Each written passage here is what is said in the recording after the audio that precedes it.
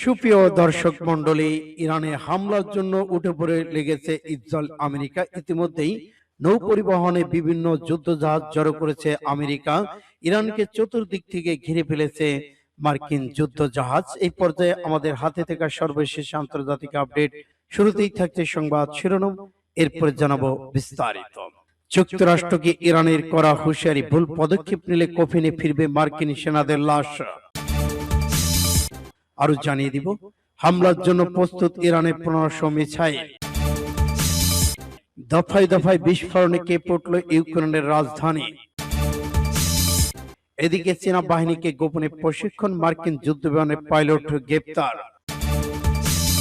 ট্রাম্পের প্রশ্নে ইরানের সাফ জবাব, আত্মসমর্পণ করব না, কারণ আমরা ইরানি। যুক্তরাষ্ট্র ইরান উত্তেজনা, কূটনৈতিক সমাধান আগ্রহ প্রকাশ করলেও হামলার ইঙ্গিত দিয়েছে ডোনাল্ড ট্রাম্প। ইরানের পরমাণু কর্মসূচি নির্মূলে অঙ্গীকার ডোনাল্ড ট্রাম্পের। এবং সর্বশেষে জানিয়ে দিব, ইরান মার্কিন বাহিনীকে হতবাক করতে পারে, ইসরায়েলকে রক্ষায় প্রাণ হারাতে পারে 1500 মার্কিন সেনা।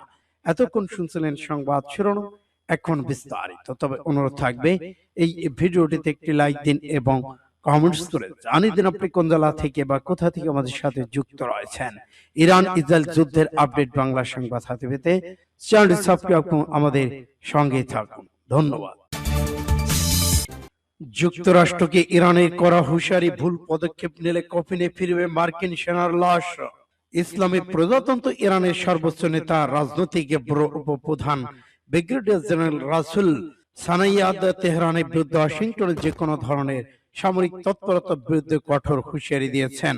ডিফেন্স প্রেস নিউজ এজেন্সি বরাদ দিয়ে পাস টুডে জানিয়েছে, এই অঞ্চলে মার্কিন যুদ্ধ জাহাজের সাম্প্রতিক গতিবিধি সম্পর্কে ব্রিগেডিয়ার জেনারেল রাসুল জোর দিয়ে বলেছেন, যুক্তরাষ্ট্রের যদি ইরানের বিরুদ্ধে কোনো পদক্ষেপ নেই, তবে তাদের সৈন্যদের অসংখ্য কফিনকে স্বাগত জানাতে প্রস্তুত থাকতে হবে।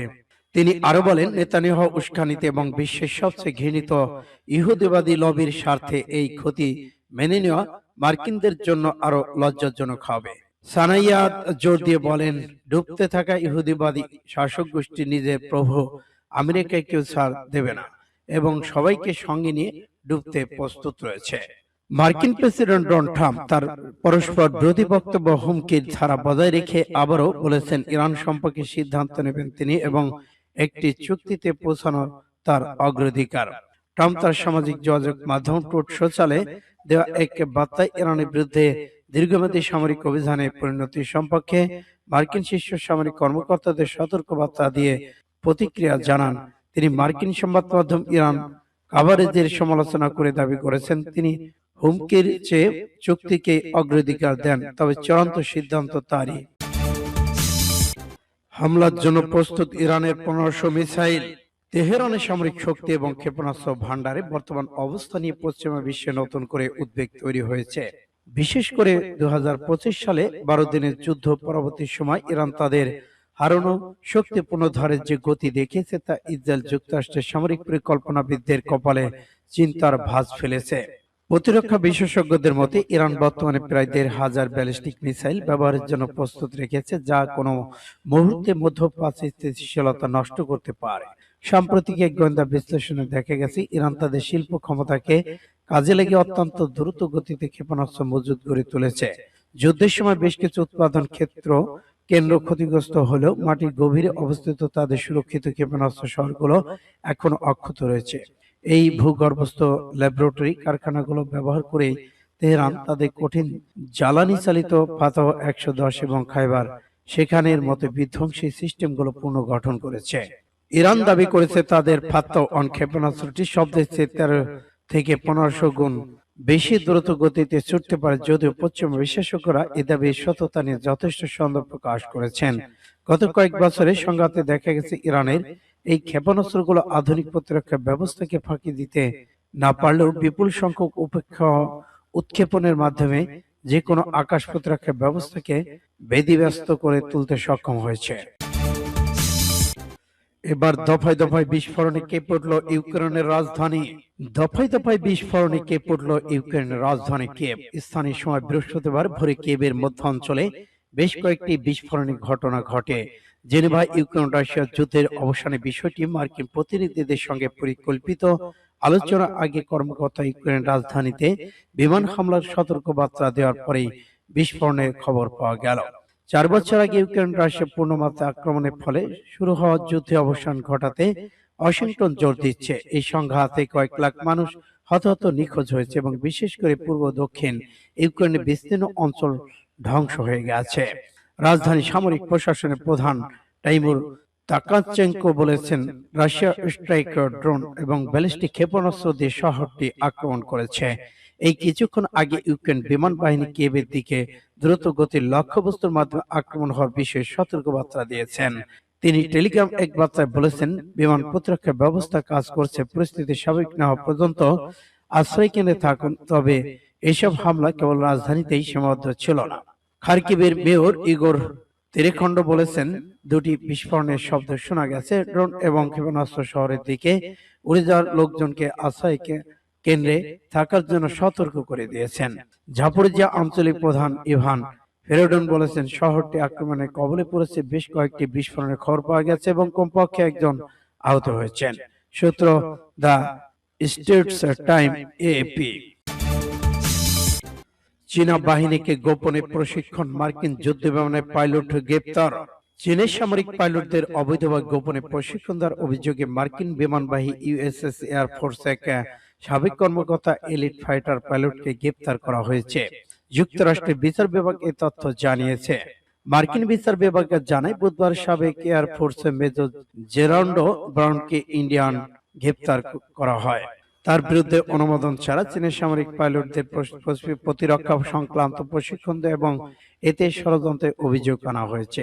65 বছর বয়সী ব্রাউন একসময় যুক্তরাষ্ট্রের অত্যাধুনিক যুদ্ধবিমান F-35 লাইটনিং II এর প্রশিক্ষক পাইলট ছিলেন। বিমান বাহিনীতে দীর্ঘদিন দায়িত্ব পালনের পর তিনি রানার কল সাইন নামে পরিচিত ছিলেন। মার্কিন তদন্ত সংস্থা FBI এর কাউন্টার লিজেন্স এবং এসপিওনাস ডিভিশনের সহকারী পরিচালক রোমান রোজাভস্কি এক বিবৃতিতে বলেছেন, ব্রাউন তার দেশের বিরুদ্ধে বিশ্বাসঘাতকতা করেছেন।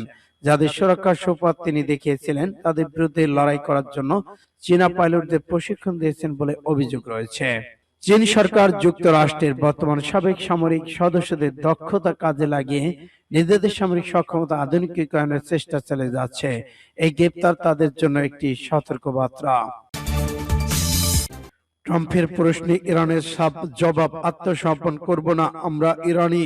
ইরান কেন আত্মসমর্পণ করছে না, তা মার্কিন প্রেসিডেন্ট ডোনাল্ড ট্রাম্পের এমন প্রশ্নের জবাবে ইসলাম প্রজাতন্ত্র ইরানের পররাষ্ট্রমন্ত্রী বলেছেন, আত্মসমর্পণ করব না কারণ আমরা ইরানি।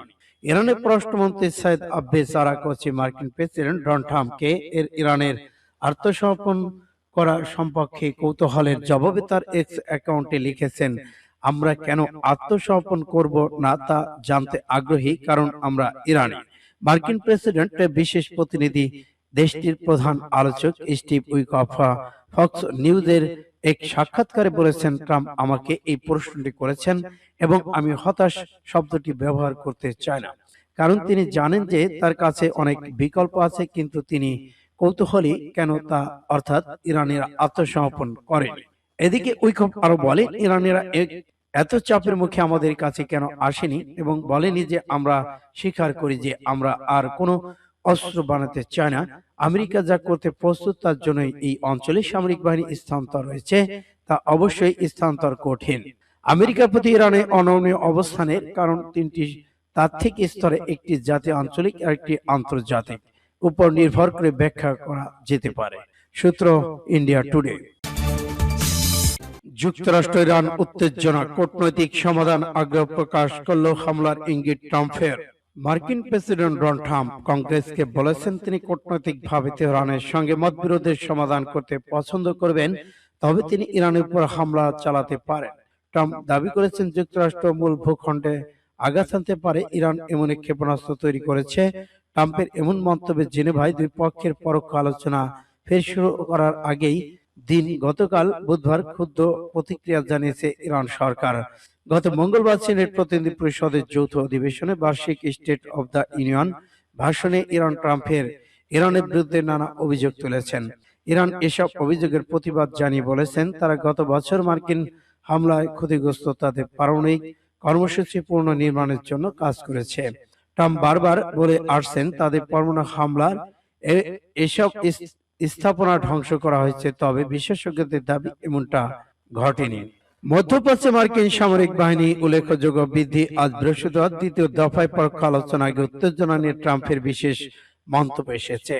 ওমানে মধ্যস্থতা জেনেভা অনুষ্ঠিত আলোচনায় ইরানের কর্মকর্তাদের সঙ্গে ট্রাম্পের দূত স্টিভ উইকফ এবং জ্যারেডো কুশনা তার উপস্থিত থাকবে, সূত্র ফাস্ট টুডে। ইরানের পরমাণু কর্মসূচি নির্মূলের অঙ্গীকার ট্রাম্পের। ইরানের সঙ্গে উত্তেজনার মধ্যে এবার পশ্চিম এশিয়ায় সামরিক শক্তি আরো বাড়ালো যুক্তরাষ্ট্র।